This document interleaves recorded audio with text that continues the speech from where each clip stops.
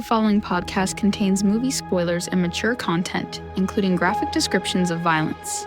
Listener discretion is advised.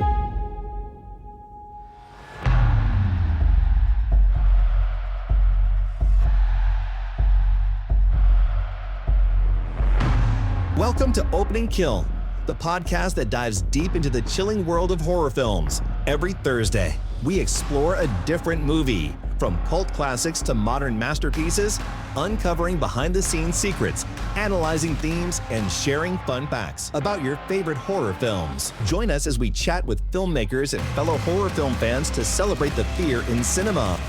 And now, the hosts of Opening Kill, Michael Doran and Brian O'Connor.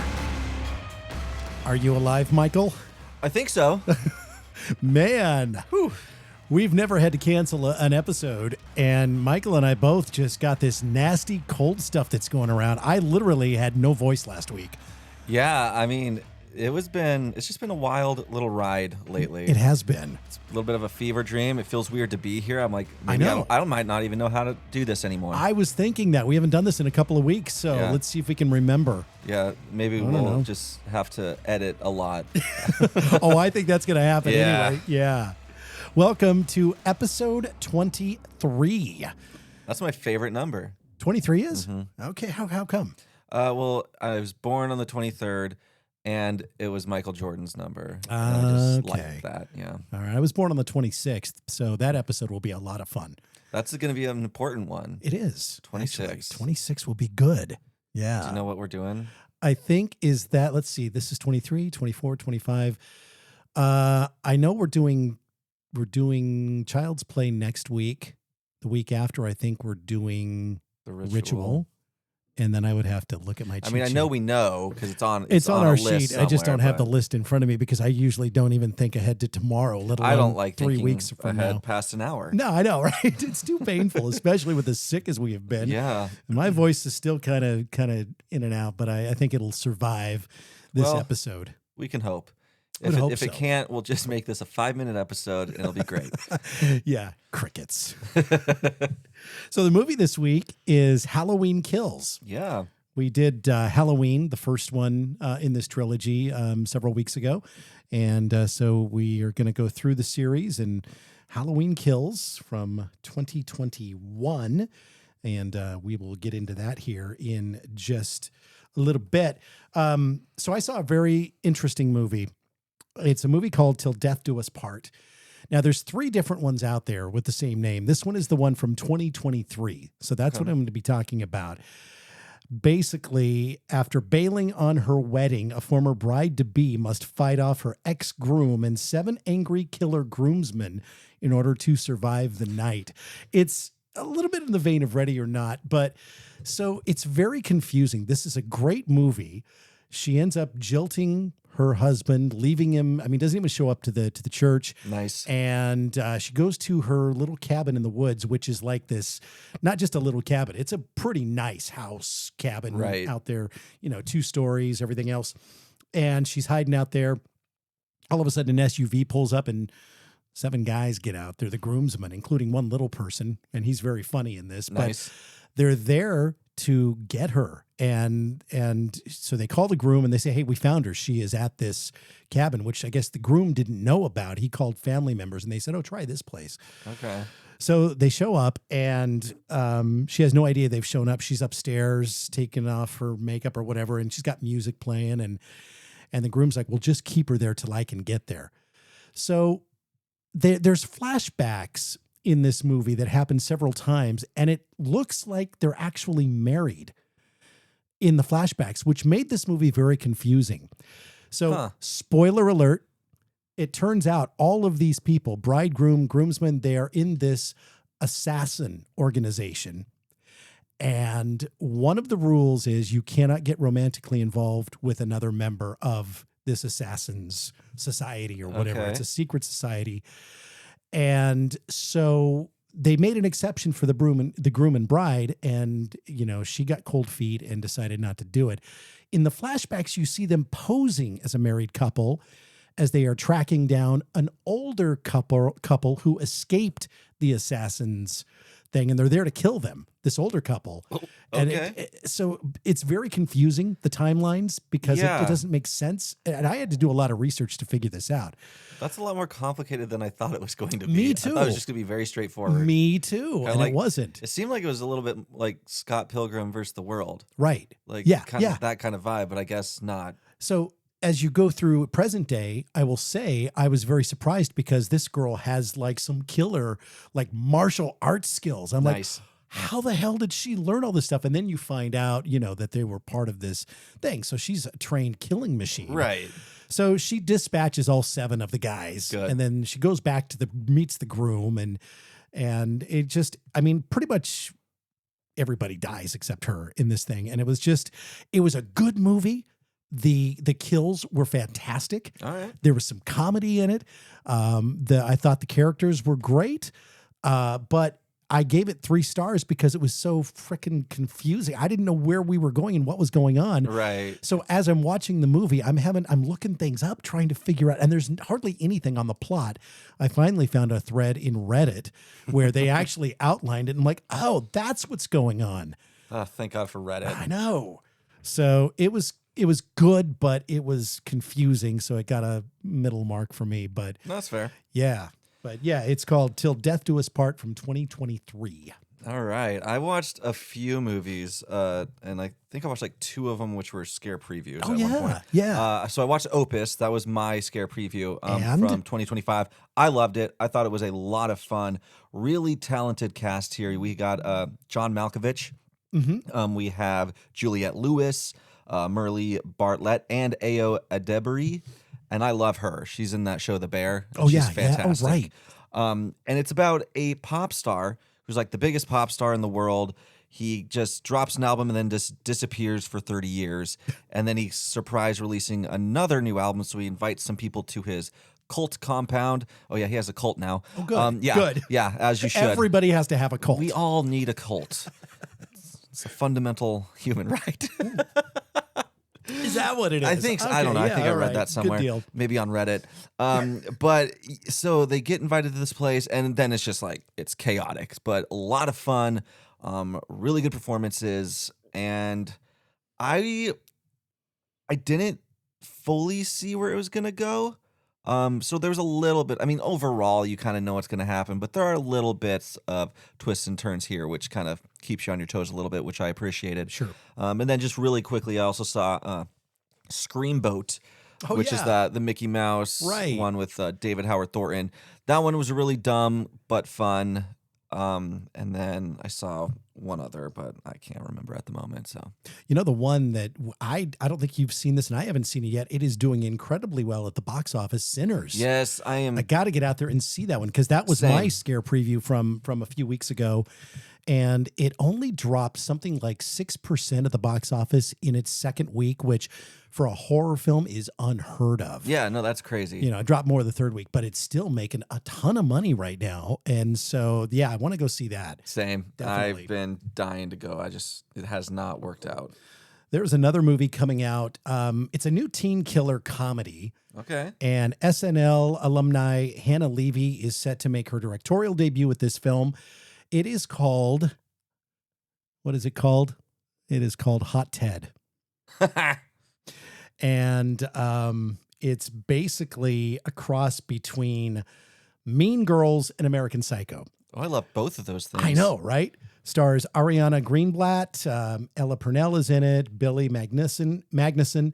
Sounds like it's kind of in the vein of Hell of a Summer, which Okay. I watched that. oh, you did watch yeah. that. Yeah. Yeah. I thought And it was good. I thought it was good Yeah, too. it was fun. Didn't do well at the box office, but I thought it was fun. Yeah.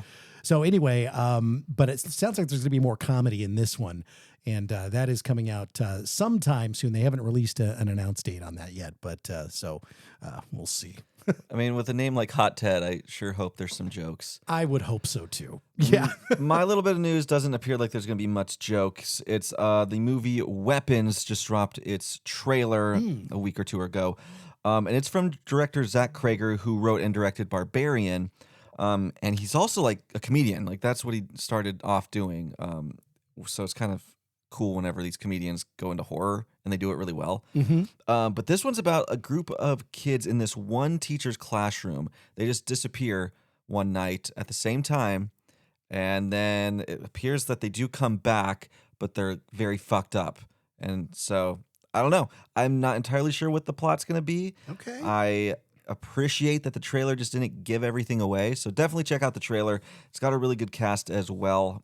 Julia Garner's in this one, so definitely one I am pumped for.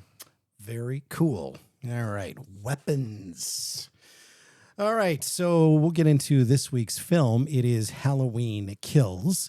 And just the facts, written by Scott Teems and Danny McBride, directed by David Gordon Green. We have Jamie Lee Curtis from the original. Michael Anthony Hall is in this, as well as Judy Greer, Will Patton, Kyle Richards, and Andy Matichek. Is that right? That sounds right. Or Matichek? Matichek. Yeah. It was released October 15th, 2021, made over $133 million.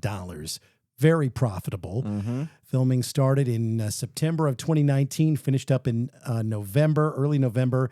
Was shot in Wilmington, North Carolina, and it has a runtime of 105 minutes.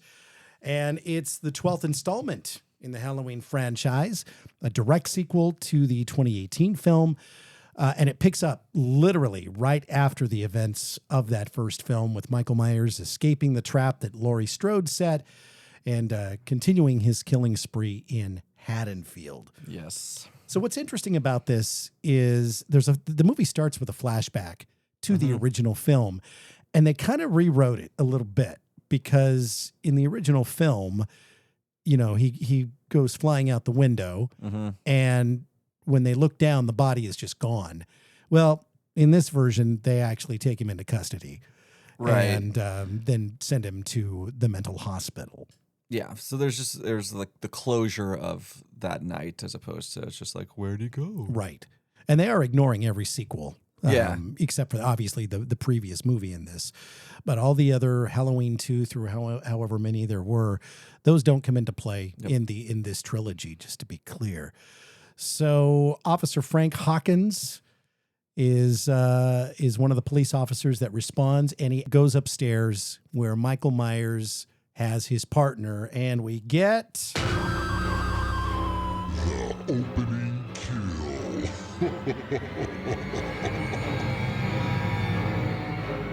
Yeah, poor Officer Pete McCabe, friendly fire. Yeah, it's a bummer. It is a bummer. Because, Michael Myers has him, and he's kind of like in a hostage pose. Yeah. And his fellow officer is not a very good shot. Nope. And just shoots him in the neck. Yep, pretty much. And I do like that Michael just kind of throws him down like, well, you ruined my kill. I know. You took Fucking one asshole. away from me. Yep. Oh, and Pete McCabe, he's played by Jim Cummings, who wrote and directed and starred in The Wolf of Snow Hollow, which is really good. And he does play a cop in that as well, so maybe that's just his forte. Did not know that. Yeah, it's worth checking out. Okay. All right. I give it a butcher knife, actually, just because I was not expecting that kill, and it was kind of bloody, and there it is. Yeah. It's not the most creative kill, I'll grant you that, but, I kind of enjoyed it. It was effective for you? It was effective for All me. right. Yeah. I do give it a butter. I'm going to spread some butter with it. All right. Just not your thing. Not my thing. I get it. Yeah. Well, there's plenty more to choose There from is. as we go through this movie. I think there's maybe one or two more. Oh my God. There's a lot. And it's kind of interesting with this film because they kind of come in clumps, There's two definite areas of the film where it's like boom, boom, boom, boom, boom. And we're about to come up on this. So Dr. Loomis shows up and attempts to execute Michael, but Hawkins stops him from killing him. And did you know that it's played, that none of that is CG or like de-age stuff? It's a actual person in just prosthetics. Really? So it's like their sound guy. He would show up to set and they'd be like, this guy looks like him. And so they Donald just Pleasance, the guy who played. Oh, really? So they just put him in some makeup. It's all practically done, but it looks identical. It did. That's why I thought they did that, like they've been doing with actors who are dead. They'll bring them back digitally. Nope. Wow. Yep, it's a real dude. That's pretty cool. Yep. Pretty cool. So, again, I mean, Loomis keeps him from killing him, and then he's taken away. Then we go back into present day. Right. And Laurie Strode is badly injured by Michael, and she's on her way to the hospital. Her daughter and granddaughter, they're in the back of the pickup truck heading to the hospital. And her house, obviously, it is completely in flames, engulfed in flames. And as they're going to the hospital, the fire trucks are going the other way, and she's like, no, let it burn. Just like that Usher song. I know, right? And they unfortunately did not hear her. They didn't. They should have heeded her warning. Maybe if she would have like stood up in the back of the truck and flashed a flashlight at him or something. Maybe. This poor fire crew, fire engines, everybody shows up on the scene and they get into the house. And the first one, firefighter Benton, he has a name. He does have a name. He does have a name. Unfortunately, he falls through the floor yeah. into the basement. And Michael has protected himself from the fire by going behind this roll-up garage door room. He's in the gun safe. Is that the gun safe? Yeah, that's where he is. Smart, though. Very smart. Because it's like, usually those are fireproof. Well, so. nobody said he was stupid. I No, mean, he's a wily little whippersnapper. He is. So the firefighter, he hits his emergency panic button and to alert his fellow firefighters that he's down.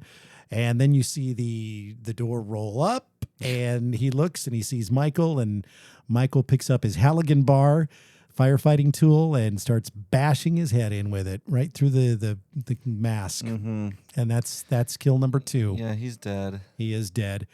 Then we have a good Samaritan firefighter that comes in and looks over into the hole and reaches his hand out and says, "Hey, Benton, take my hand. I got Take my you. hand, I got you." Well, it's Michael, and sure, he takes his hand. He does. Yes, he does. He's not going to deny a handshake. Not at all. But he does kill him then. Yeah, he does. He pulls him down, and we don't actually see the kill, but we know he's dead. And I then assume. all hell breaks loose, and this is kind of a cool scene because, the other firefighters hear them screaming in the house, which it's kind of interesting. They can hear that over the roar of the fire because this house is those pretty are generally loud. pretty loud. And so they're coming up on the house with the hoses. They're hearing the screams. They kind of pause. And here's Michael coming out the front door with the tool. He does look badass. He does. Making his exit of the house. He does. It's like, okay. And then he goes through 1, 2, 3, 4, 5, 6, 7, 8, 9 firefighters just with this tool and bashes them. The first 1, 2, 3, 4, 5 we get to see. The other ones are off-screen kills, but we see the body pile later. And unfortunately, that's that. I bet if they had the police firefighter softball game the next day, I bet the police are real stoked. Oh, I bet they are too. Yeah, they definitely won. Yeah, I would think so. And it is kind of crazy. This whole scene was filmed with they're not actors, they're actual firefighters. Right. Because they did actually have the burning building. Yeah. That was legit burning down. So they actually had to do this quickly because well, buildings will they'll go down. Yeah. So they were like, all right, let's get this done. And then they probably just doubled as people who put the fire out. Yeah. I'd like to think. I would think. I don't know. But anyway, so it's just a slaughter of, it's a of massacre. firefighters, first responders. You did not want to be one that day. Oh, hell no. For sure. So And see, that's why I'm not a fireman. Is that why? Yeah. Okay. Many other reasons, but that's a big one. Right. Well, then we go back to the hospital now, and Laurie has to have surgery because she's injured so badly. Her daughter Karen and her granddaughter Allison is there, and they're going to stay. Well, Allison is supposed to stay by her side, and she ends up not doing that because she wants to go with her friends to go take out Michael, which is always a smart idea. Oh, yeah. Super smart. And then we have a local bar where we go to, and we see the townsfolk, including some of the survivors of the 1978 attacks from the original film. Tommy Doyle, who is played by Michael Anthony Hall, and not played by Brian Andrews, who was the little kid in the original. Or not played by Paul Rudd. Or played by Paul Rudd. Now, people were wondering, well, why didn't Brian Andrews come back? They brought Kyle Richards back as the little girl. She was in the original, and she's in this film. So he kind of changed his story a little bit and created a lot of shit. He talked with Blumhouse and was fine with their decision to cast somebody else. Then he started complaining that they ignored his calls and that he only found out about Anthony Michael Hall's casting with the general public. So he was not happy about that. Then he started taking shots at the production on his social media pages. He changed his Facebook profile picture to an edited photo of Michael Anthony Hall on his body, which is kind of interesting. I love a petty queen. Oh my God. Oh my God. Oh, it doesn't stop though, because he went to change.org and started a petition. Of course. Asking fans to sign it to make Blumhouse give him this, quote, pivotal role in his, quote, legendary character. There's nothing like creating a petition for a problem you caused. Yeah, exactly. Because he could have just done it, right? Yeah. Well, the thing is, they came to him. I don't even know if they came to him, because here's the deal. He had not worked in the business for something like 35 years. Hadn't done anything. Didn't have a lot of commercial appeal. And it was a business decision, I'm sure, not to recast him. They had their reasons. Right. Well, clearly an unpleasant person. Well, clearly. Clearly. I mean, Kyle Richards, still very bankable. Obviously, Jamie Lee Curtis. You really couldn't do these movies without her. No. I don't know. Maybe he'll get over it one day. Maybe, but probably Did he not. get some nice signatures on his petition? I don't think he got very many. He probably, I'd like to think he got like... I would think he probably got quite a few, just because I think there's a lot of people who are so into this franchise, and I'm one of them. I mean, I love the franchise. Right. Would have been nice to have seen the original, kids in there. But, yeah. But for whatever reason that the studio had, they just didn't do it. I'm not going to lie to you. I think Michael Hall or whatever, I think he's shitty in this role. It wasn't great, and the fans thought so too. Yeah, the same thing. I do not like him. Yeah, he was not great. Anthony Michael Hall as Tommy Doyle, it was kind of distracting. And I don't know if that's on the script, because a lot of it's on the script. I think a lot of it's on the script. It's the dialogue in this movie is dog shit. It's rough. We're going to get to the hospital scene where it's like, it was kind of ridiculous, but yeah, I don't know. So all these survivors are at the bar, and there were some original actors in here from the original. Obviously, Tommy Doyle, not one of them.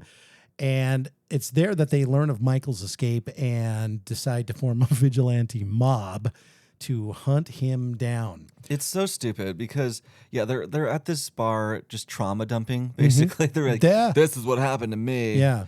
And like Tommy's also doing these stupid lines where he's like, evil didn't die, but like you never know when it's going to show its face again. Like just the stupidest bullshit. I cannot stand him.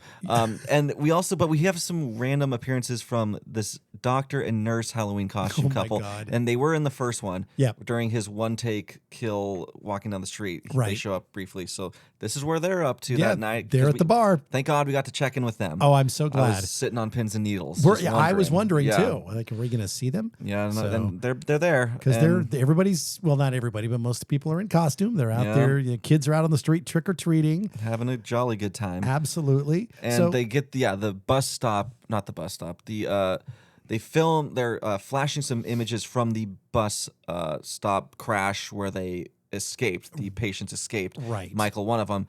But they have a picture of Michael, but it's blurred out so you can't see it. And then this other guy, this random individual from the institution. And those are the only ones they show. And they don't clarify who's who, which doesn't seem ethical. Right. So then, now these people don't even know what Michael looks like, and they're just running blind, being ridiculous. And that's important for something that happens later in the film. Exactly. It's unfortunate. Yeah, so the nurse and the doctor are like, oh, we have to go home or something. So they exit the bar to see that there's someone in their car. And so they go in to get the vigilante mob. Yeah. Always a good choice. Right. And they then come out, and the guy drives off and quickly crashes the car. Right. Yeah. Right. Yeah. Pretty interesting. So in the meantime, Michael's still out there in Haddonfield on this Halloween night, offing people. We have a very nice elderly couple that I was very bummed to see go away. Well, half of them go away. We have Phil, who he's an older gentleman. He sees a guy in a scary mask outside, and he's telling his wife, call the police. Well, she doesn't do that. She's too busy playing with her drone. She's playing with her little drone, and he walks by the door, he locks it, then he walks by a window, and Michael, of course, reaches in, grabs him, bashes his head against the wall in the window pane, and ends up impaling his head on some broken glass. Yeah. So he's out. The wife is just standing there in the kitchen with her knife, screaming. Nothing's happening. She's not doing anything. I hate when they can't figure out how to open their own door. I know. It drives me nuts. Wouldn't have been hard to outrun him. He doesn't run. No, he doesn't. He's a you could have outrun him. notoriously patient man. Yep. And if you just have a little bit of hustle in your giddy up, you should be able to outrun him. And he was patient. He waited. was. He just gingerly walked in and he took the knife and slit her throat. Now, here's where you think she's dead. Well, because he also breaks off this giant-ass light bulb and shoves that in her neck for good measure. He does. He does. But she shows up in the next film, Halloween Ends. Mm-hmm. So she's not actually a kill. So her husband is, and he's kill number 13. And then, like, for good measure, Michael, like, puts the husband's body on, like, the table and then goes to their knife cupboard and just gets every knife out and plants it into this guy's back so he looks like a porcupine. Right. And then he finds the knife that he likes the best. Yes. It does the best stabbing, I guess. He has a favorite. Yeah, he's like, okay, that's mine for the rest of the evening. Oh my gosh. Yeah. And yeah, this poor woman just has to watch him do this to her husband. Oh my God. It's a tough one. Yeah. This is where you're like, oh, this movie's mean. It is. It's mean spirited. Yeah. You get some of those films that are, you can just tell these are just, they are mean. Yeah. Yeah. So they are dead. Well, he is dead. She is like maimed, and we never hear from her again in this film. It's like Hawkins in the first one where you're like, oh, right. Clearly this man is dead. Oh, I Right. guess not. Well, we keep going into this film, and so there's other kills that happen here. So there's a scene where you see this very lovely gay couple. Oh, I love Big and Little them. John. Yeah, Big and Little John, and they are actually living in the old Michael Myers house. Mm-hmm. And so they get these trick-or-treaters who prank them. Yeah, I'm sure they And get that a lot. I'm sure they do. And the kids made it look like one of them had bitten into some candy or whatever. And there was a piece of broken glass in it. Classic Oh my pranks. God. I know. This one LOL was- comedy. Talk about mean. This one was really mean. So there's little girls out there with fake blood, and Yeah. they're panicking, and then they end up, the kids get up and run away. One of those kids doesn't make it out alive out of this movie. His name is Dennis, and we don't actually see him get killed, but he was wearing a mask. We do see his mask later because there's a scene in a park where the other two kids are hanging out, and we get a car full of gentlemen. We have the doctor and nurse, and then we have another woman by the name of Marion, and they were all at the bar. Yeah. And also Kyle Richards' character, she is with them as well. And so they pull up to this park playground. Yeah, why do they stop? Well, they see two kids on a swing set out in the middle of And they're just night. like, go home, kids. They're concerned. Yeah. Yeah, they are concerned. And so, so they stop the car and they get out, or Lindsay gets out, who's played by Kyle Richards. And the kids are like, yeah, there's a scary man in a mask that's standing over there. And she looks around and there he is. And he's right behind the car. And he's holding a bloody mask that belonged to their friend who had pranked that couple. What a shitty friend group. I know. They ditched him. And was unbothered. They're just going to still hang out in the park. Well, they did. Yeah. They don't know what happened to him, apparently. This was kind of weird. I had to go back and look, and that was the same mask. So Because see, I didn't catch this. Yeah, because there were three of them that Yeah, pranked. you're saying this kid died. I'm like, wait, what? Yeah. But I guess He did. He's holding, Michael Myers is holding his mask. It's bloody mask, and he's standing there looking at the other two kids, and that's when Lindsay, sees him too and starts screaming. And now we get some cool kills. We get a few cool kills and one that is really stupid. I think I know which one you're going to say is yeah. stupid. It's probably the one that I'm going to say is one of my favorites in the movie because it made me laugh out loud. Yeah, yep. So the first one is Marion. She's in the car with the doctor nurse, And she's an older woman, and she's got a gun. She can't hit the broadside of a barn with this gun. No. Because she's firing, and she's hitting nothing. Just shooting off in a residential neighborhood. Always a good choice. It's a great choice. Michael gets into the car and stabs her, and she's gone. That's kill number 15. Dennis was kill number 14. Marcus is the doctor. Yep. Or dressed up as a doctor for Halloween. Yeah, he's not a real doctor. No, and she's not a real nurse. His girlfriend's not a real nurse. They're dressed up for Halloween. He's in the back seat, and he gets stabbed in the eye, which that's a pretty cool kill. Yeah, that's fun. And then Vanessa has the gun, and she stumbles out of the car. Well, and Michael's out of the car too. Yeah. I don't remember how that happens, but he ends up getting in the car because to kill them. Yeah, to kill them. And so somehow when he's getting in, she falls out of the car. It's not very graceful. No. And so she's shooting randomly. She can't hit anything with his gun either. And he's just standing there. I know. It's not that. It's not like he's going like, woo, whoa, try to get me. He's not. He's just standing there, and he's a giant man. Yeah. And she's close enough to the door, so he swings the door open, and the gun in her hand goes flying up to her head, and she fires it and accidentally shoots herself in the head. Yep. And she's out. That's it for Vanessa. Kill number 17. I just can't think of a more embarrassing way to die. Well, no, I totally agree. I mean, what do you do? I mean, that's just kind of silly. Well, but what you do is not be so shitty at shooting Michael Myers. Well, there is that. I mean, you can't do that. No. But, oh, my goodness. I just like to also, again, they are in a residential neighborhood, and they are just shooting off willy-nilly. Yep. Not a care in the world. Nope. Not at all. Well, we end up back at Michael Myers' house, and we go to, again, a great couple, Little John, Big John. Iconic. They were, I would say, probably my favorite characters. Oh, yeah, easily. In this thing.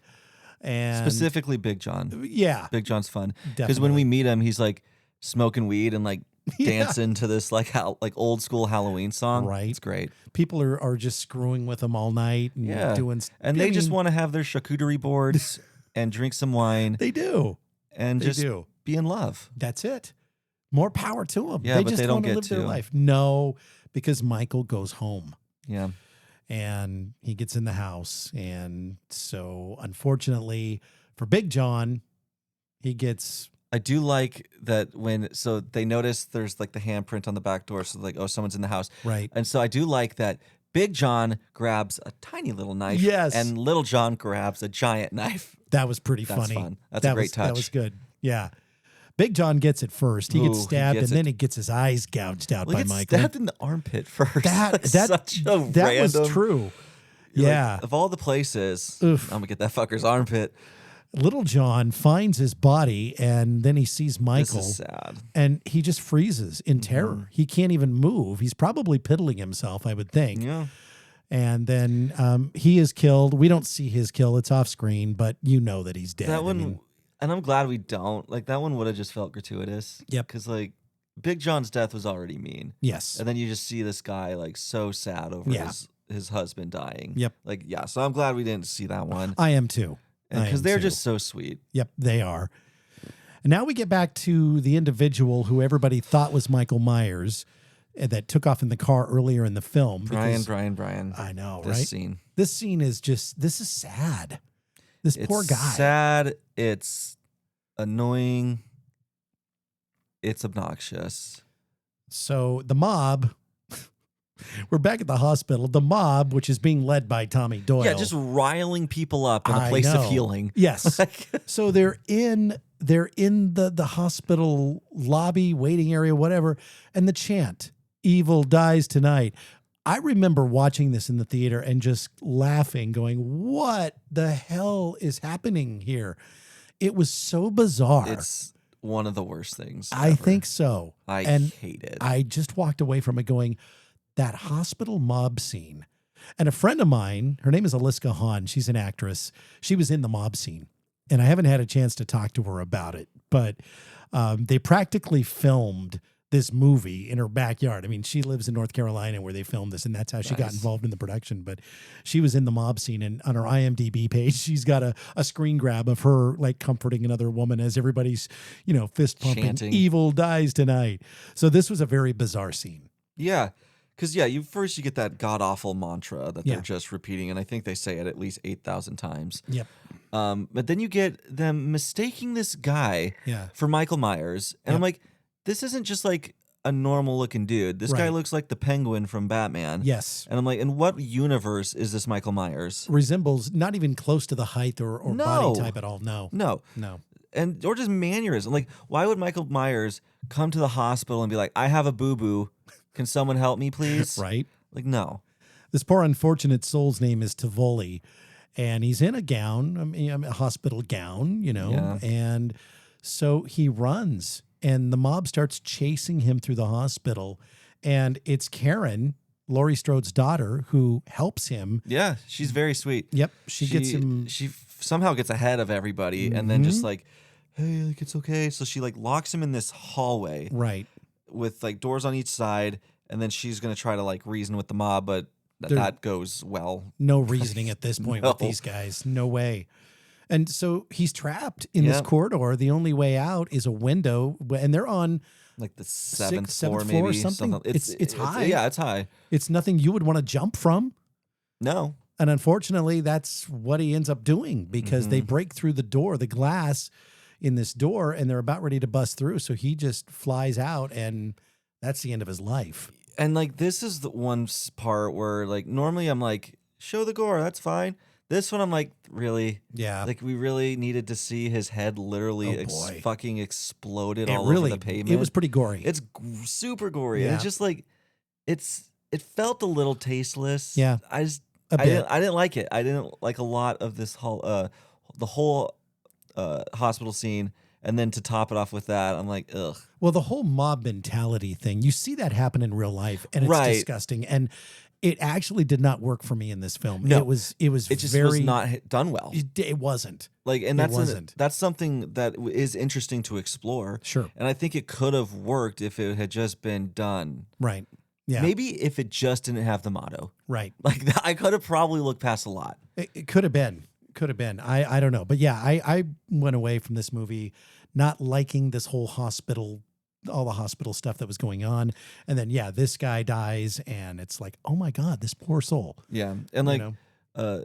Lori does have like, because she doesn't do jack shit in this movie. She's in the hospital, the whole entire thing. She does have this one moment where you think she's going to do something because as the chaos is going on, she like stands up and like finds some sort of medicine and shoots it into her ass. Oh my God. So you're like, oh, it's like she's gonna be adrenaline like, or something. Yeah, like, or maybe just like complete like pain control. I don't know. Yeah. But then like she does one thing and is back into the bed. So you're like, I know. Why did she even get up? Yeah. It There just- was no point. Yeah, it just felt like she was completely sidelined in this movie, and I didn't like that No. either. And No, it should have been more about her Yeah. fighting this, not more about Tommy Lori, Doyle. less about Tommy, Yes. and a whole lot less about Evil dying tonight. Oh my God. Evil dies tonight. Yeah, we should say it at least 1,000 more times, and then maybe we'll reach the count that they say it in the movie. It's a lot. Oh my God. And it's more than one scene, and it just keeps being repeated. Yeah, because they like in the bar. They like I think that was the first time they said it. Yeah. You're just like Evil dies tonight, and you're just Yeah. like, I know. I remember when they said it. Then I was like, oh, that's not a good line. Not really. Little did I know. Yeah, little did you know. Yeah. Oh my God. Well, so we get out of the hospital then, and we return to the Michael Myers house. And Allison, her ex-boyfriend Cameron, and his father Lonnie. Who sold peyote to Allison's dad as a kid? That's right. That's right. That was another storyline that they created for the original, movie. Right. Like I said, they rewrote this movie, the original movie, especially the ending, and added all of these other storylines in it, which is fine. So yeah, but they're back at the Myers house. Because they're on their side. They're also doing mob justice, but they're just a smaller mob. Right. Yeah, they are. That's basically it. Yeah, it's a family affair here. Family affair and an ex-girlfriend. So Lonnie goes up into the attic, and that's where Michael's hanging out, and Yeah. just randomly in the attic up I there. like to just sit in my attic as well. Yep. He is killed. Cameron, the ex-boyfriend, Lonnie's son, starts to come down the stairs. And Michael reaches between what is that? They've got like a banister poles that go up the stairs, reaches through and grabs him and whips his head around. Oh my God, this was painful to watch. No, yeah, like it'll give you what's that thing that whiplash? Whiplash. Yeah. And then some. Because then he proceeds to treat his head like an owl and just 180 degrees. Yep. And from my experience, heads don't really function that well after you do that to They them. don't. It's definitely, it'll take some miles off your life. Right. If you end up Yep. turning like that. But during their struggle, Allison does get a couple knife stabs in on Michael. Right. But then he throws her down the stairs and she like snaps her leg. Yeah. Oh, she does. Mm-hmm. That's a nasty little snap there too. So she is hurt. So her mother, Karen, Laurie Strode's daughter, gets there in time to save Allison. Mm-hmm. And well, she stabs Michael with a pitchfork. She does. And instead of, and steals his mask. That's the key. Yeah. Yep. So she stabs him. Grabs his mask and then it's just kind of like, come here, boy. Yep. Like, come here, boy. Come get your little masky mask. And so she runs off. And of course, Michael follows. Right. And then he finds his mask just like chilling in the middle of the street. Yep. So he goes to turn it to put it back on. And then the lights kind of just like hit him. And it was a little trap. So this is another mob scene, which I did not really like. No. I mean, you want to see Michael get his Well, of course, dessert, we want but to see him get his comeuppance. this was actually kind of not fun to watch either because... Yeah, I guess I just don't like... what a weird thing. I don't like when groups of people just beat people up. Yeah. It's just, like, even though it's Michael Myers, Right. totally deserves it. Sure. But I still didn't like it. No. It just felt icky. It did. That's a good word. It felt icky. Yeah, icky. That's one of my favorites. I agree. It did feel off. And I was actually kind of feeling sympathy for Michael Myers in this scene. I'm not going to lie. I was just like, go ahead and kill him, Mikey. So that's what happens. Yeah. This is I do great. love, like, so when they kind of like show the group of people and their weapons, one lady is holding an iron, like an ironing iron. Yeah. And she's holding the cord and her stupid iron in the other hand. I'm like that's the closest thing to a weapon you had in your house? Yeah. Great. Sure. I didn't even get to see her die. No. Sure would have loved to by the hand of the iron. So the first one that dies is Lee Brackett, who is the sheriff, who actually is the original sheriff from the 1978 film. And he does, in the original movie, he says something to the effects of, everyone's entitled to one scare. Mm-hmm. And he does repeat that line here, which is another eye roller for me. I know. I'm like, yep. You're really just going to come with a little catchphrase in this situation? So the actor is Charles Cyphers, who played Sheriff Brackett. This was his final film before he passed away. So last thing that he did. So it was kind of cool to see original cast members from the 78 movie show up in this, and he was one of them. But he's the first one to die. He's kind of bending over Michael. Michael sits up all of a sudden and slits his throat with a knife. Yeah, because they like beat him down. Yeah. And so he's just sitting there. Yeah. And then he's back up. He's back up very quickly because now we have a series of kills.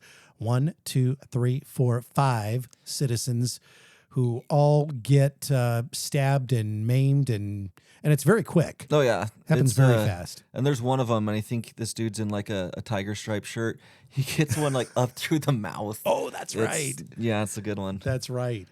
And then Tommy Doyle, surprisingly Finally. enough, yes. And I will be honest, I was not sad about this kill. God no. Tommy Doyle, he's stabbed and beaten by Michael, and because he carries a baseball bat around the entire movie, and doesn't Michael smash his head in with that? I think he does. I Yeah. think he takes the baseball bat and, after he stabs him, he beats the hell out of him, crushes him, basically.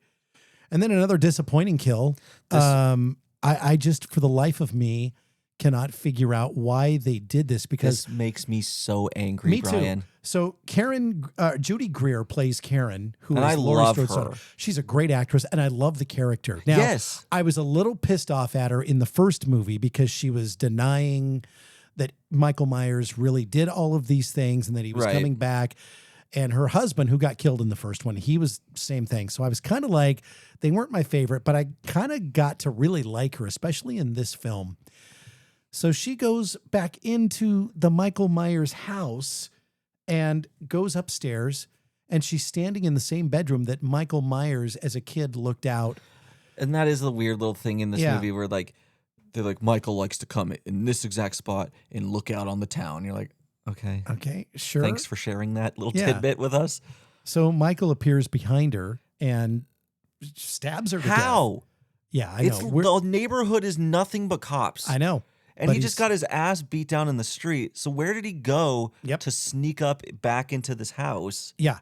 No. Yeah, that was a very strange thing. And the fact that she dies in this was really kind of like... Dude, he fucking stabs her like 80 times. It was bad. I hated that. Yeah. I don't think that Judy Greer deserves that. No. She definitely didn't deserve that amount of stabs. No. So that was the last kill of the film, and it just I was so bummed by that. So there were several things in this movie that I just walked away from and went, "Oh, are you kidding me? Seriously?" So, yeah, the biggest issues for me was definitely the writing. It just felt so like amateur compared to the 2018 one. Like that's legitimately a great Halloween movie. Yep, and then this one is just like. It just seems cheap in a lot of ways. I felt that way too. Yeah. And they had $20 million to play with. Yeah, it wasn't cheap, but it's just... I mean, for a horror film, that's a good amount of money, and you would think that they could have done things a little bit differently, but I don't know. And I like Danny McBride's writing. I think he's usually a really good writer, but this was not it. No, it wasn't. It wasn't. So final kill count ended up being 30, which is a good number. Yeah. Good number of kills. Favorite characters for me, again, Little John and Big John. Yep. They're together as one. I was so bummed that, some of these really cool characters, the good ones, are the ones that, died in this thing. Yeah. So, but favorite kill for me, it was Vanessa with the self-inflicted gunshot.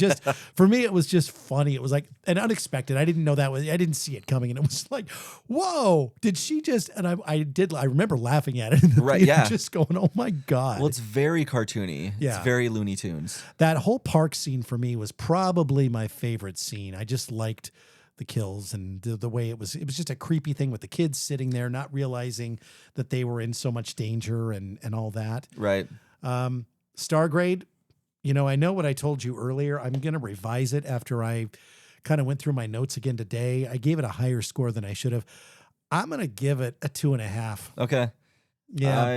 Yeah. My favorite characters, Big John, Little John. Favorite kill is probably, I hated it, but it was effective. Big John's probably my favorite kill. That was brutal. It's just a very effective, like emotional one. Favorite scene is definitely the fire beat down in the beginning. I just thought how it was composed was really cool. Sure. And then star grade is, I can't remember if I gave it 2 or 2.5. I think I just gave it 2. Okay. So that's fair. Yeah. That's fair.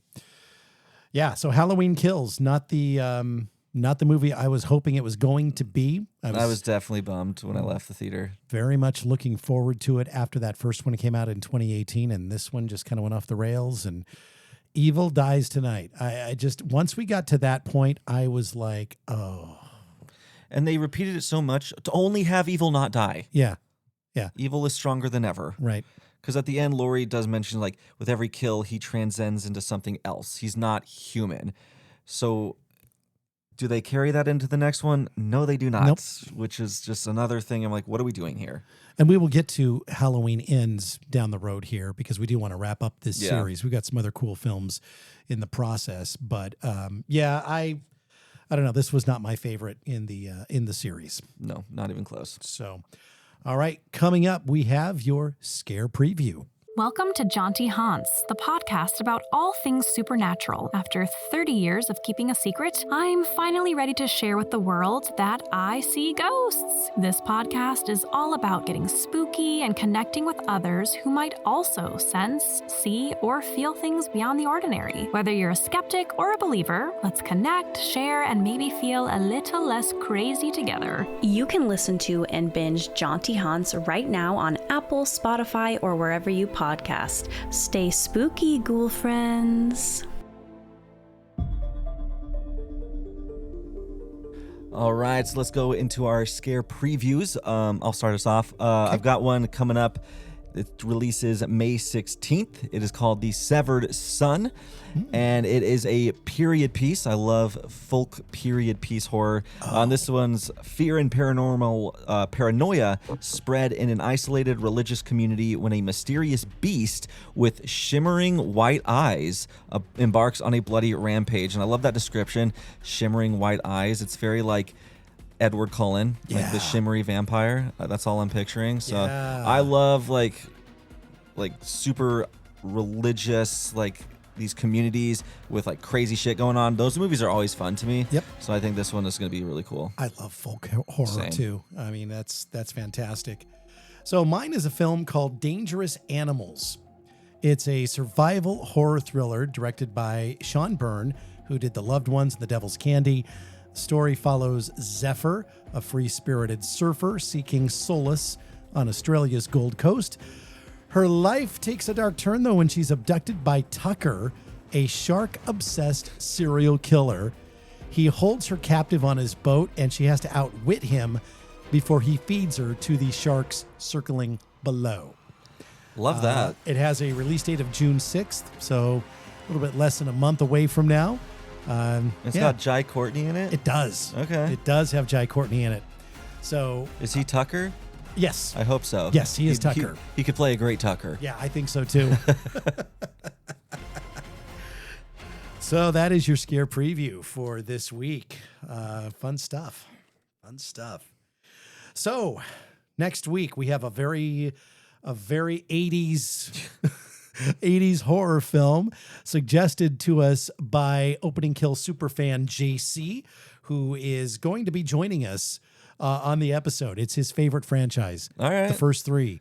So we invited him to be part of the show, and he's going to come in and talk Child's Play with us. Is he excited, Brian? He's super duper excited. Good, Yeah. good. Yeah. He was bummed we were sick because he was supposed to be on this week. We got sick, couldn't do it, and had to Right. stick with the one we had. And so we had to shuffle him around a little bit. But he's excited. We have fun with JC. Sweet. So, yeah. Fucking Child's Play. I do Child's Play. love Child's Play. A good movie. Yeah. It is a good movie. I'm glad we're doing it. Same.